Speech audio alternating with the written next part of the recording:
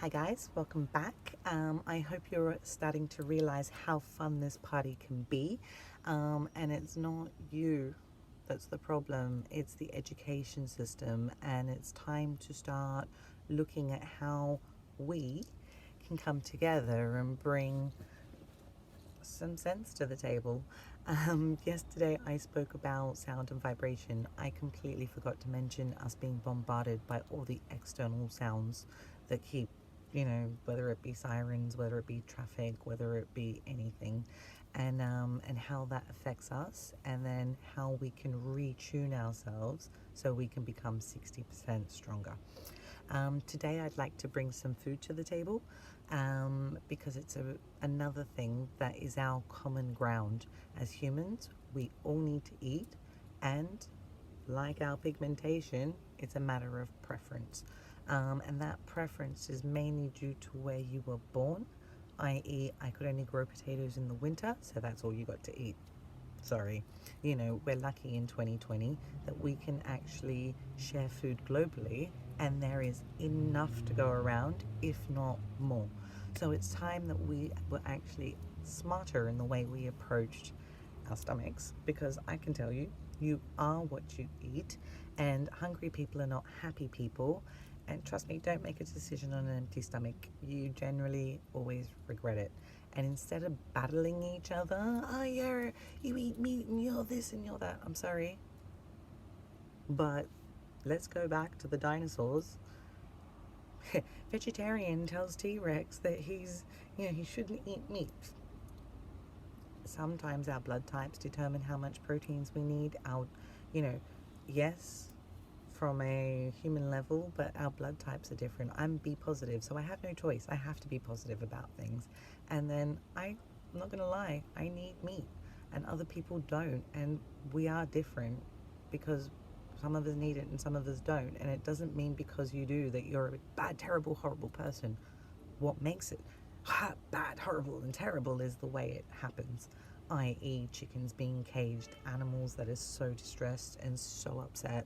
Um, we need to start looking at how we have gotten to the point of distributing food that is full of hormones, pesticides, chemicals, and then complain why we feel so tired and lethargic and sick. And I've got a problem in here. It's because of what we're eating and how that is being shoved down your throat as that's all you can afford. It's not actually the case. A lot I'm not trying to say we should all be communists. This is not the plan, because there's always going to be a hierarchy, but it's how we then look at the art of being smart, and how, okay, there's enough to go around, and then if you want more, you can have more. Fine. But we need to start understanding that food is very essential in making us happy. So if I'm eating good food, I'm feeling much better. I've got a lot more energy. I'm getting on with things. If I'm not, I'm tired, I'm lethargic, and I need my coffee. Sure, no worries. But what we need to look at as well is how we can use food as a way to, again, find that common ground and come together and unite. Because at the end of the day, I don't know why so much food is being thrown away in so many countries, and supermarkets won't give it away. I worked in food for many years, and they would rather throw it in the bin than give it to people. I don't know if that is actually the right way to go about things. For me, that's not that smart, because we could actually all eat quite well and start fight. No, again, I don't want to use the word fighting, but putting sort of smarter measures in place to make sure our chicken isn't pumped with hormones and chemicals and bleach. And if we really understand how the powers that be have converted our food chain supplies to make, well, I would say to suppress us and keep us in a very unfair system, it's up to us to start breaking those barriers down and understanding that, hey, we all need to eat. We're all the same. as humans, as even a lot of the other animals, I'm going to start putting together a little library of different videos you can watch, i.e. on how similar we are to other animals and birds, and how we need to really understand that by looking at our food supply chain, not just globally but locally, we can actually start to transform the way we feel, going back to us evolving.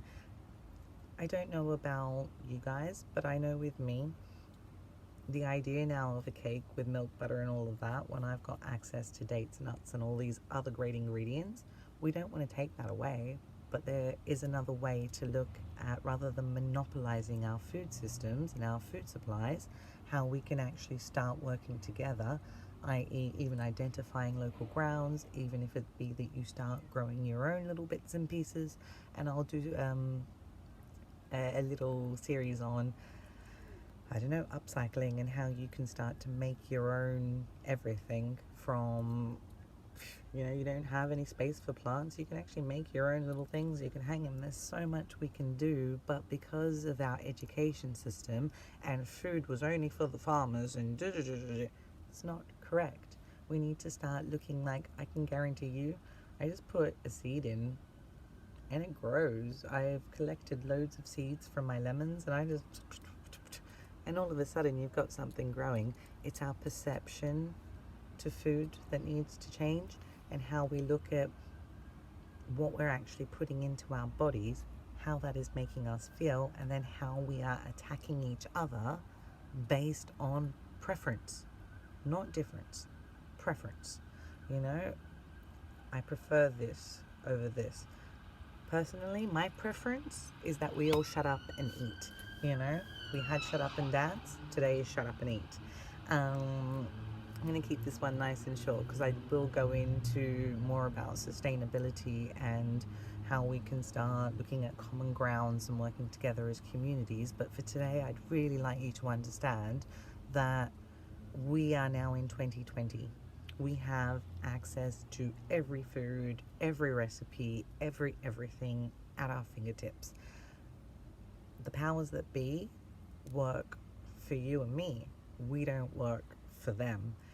We've given our control and our power to them to make decisions on our behalf. However, it's causing illness, disease, sickness, tiredness, lethargicness, and then trapped in a box where people can afford it and people can't. So it's that unbalanced when we could actually start to balance it out. And like I say, if you want more, sure, go for it. If you want to eat in that fancy restaurant, sure, go for it. But because you're eating a cow that's been massaged versus one that's been in a farm that's all tight, it's not fair. We need to look at how we're going to balance over battle and start looking at lands as not just a resource to chop down all our trees and put food on it. There are so many ways that we as a global society can come together, from growing on rooftops. There's so much we can do. And it's time to start being smarter about what we put into our bodies. And what are you? Are you a pesticide? You might not care about the environment, and I'm not here to preach the environment, but if you care about you, then you'll start to care about what they're putting in your food and how all those pesticides are coming up, and you're paying so much money. My skin's not, it's the crap that we're eating. So let's cut the crap and start looking at common grounds and how we can come together and bring food to the table and our party. Please like, share, pass this on and get the message out there. I'm relying on you guys for the marketing. I'm just making the videos. Please like and share and get it out there. Cheers.